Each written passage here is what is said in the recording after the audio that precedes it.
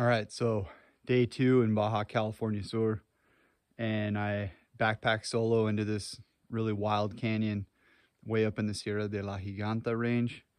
And you can see a lot of that rugged desert back up there behind me, all covered in cactus and mesquite and palo blanco and bursera, all this really cool desert plant life that you would expect. But then you can see behind me here, there's this tree that really sticks out.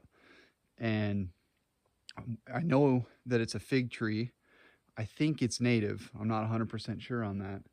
But the leaves look different than figs that I've seen in other places. A lot of the figs have these like 3 lobes, and this looks more like almost like a cottonwood leaf or something like that.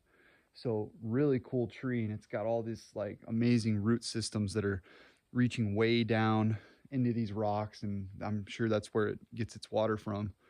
But I wanted to walk over and show you guys some of this because it's pretty cool.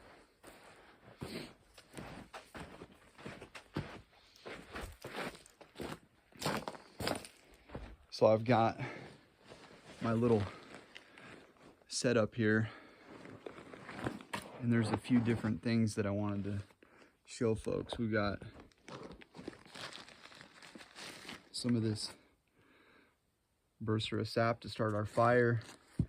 We've got some of the berries that come off of the bursera tree, and these things, if you crack them open, they smell amazing.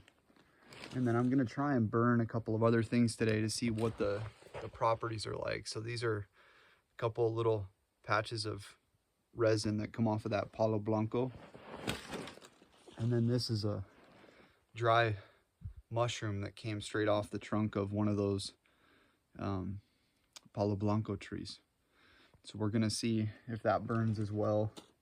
I've got my snacks for this trip. I've got some coffee, an apple, got some dates, dried fruit, and then I've got these fresh tortillas that were made right out of the factory the morning that we left. You could see them coming off of the machine, so that was pretty awesome. So tortillas de maíz y de harina, flour and corn tortillas. So this here is a branch off of that fig tree. Try and give you some better light here, and you might be able to see all the little tiny figs on there. And I'm guessing they don't really get any bigger than that because a lot of the ones that I found, they're all already old and dry, and you can find them on the ground, and you crack them open and they look exactly like a fig, all the tiny little seeds in there, but it's just a very small version of figs that you might be used to. Now, this, when I broke it off, I don't know how well you can see that, but it was leaking this milky sap. And I don't know if it has any toxin in it, but a lot of plants that have that in that milky color, that's an indication that there might be something toxic in there. So you might not want to get that in your eyes or on your skin too much, even though the figs themselves are probably edible. So kind of interesting. Here's one little green fig that I found, and it's really hard still, so I'm sure it's not ripe. So they're either all really old or just starting to ripen up, but nothing here is something that I would attempt to eat. But really cool to see these wild figs out here. And if you want to take a look at this tree, the root system, this will give you an idea of what I'm talking about. Really amazing root system, and it climbs all the way down into these rocks. And I can't even believe that there's a living organism that can make its way through these rocks like that to find water. You can see how they start all these tiny little roots. But very cool fig tree. If you want to look up and see the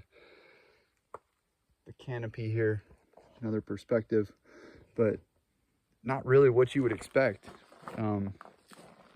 in this Baja California Sur desert if you've never been here, right? Now you got some of these other cactus species, the garambul back there behind me, the one that has the pitaya fruit, one of the ones that has a pitaya fruit, and ocotillo is up here. You got Oregon pipe, cardon, all kinds of other really cool plants. So pretty amazing. Here's a palo blanco. You can see that white tree behind me, and there's no palms in this particular spot, but I just camped out next to a couple of palm trees earlier. So very cool.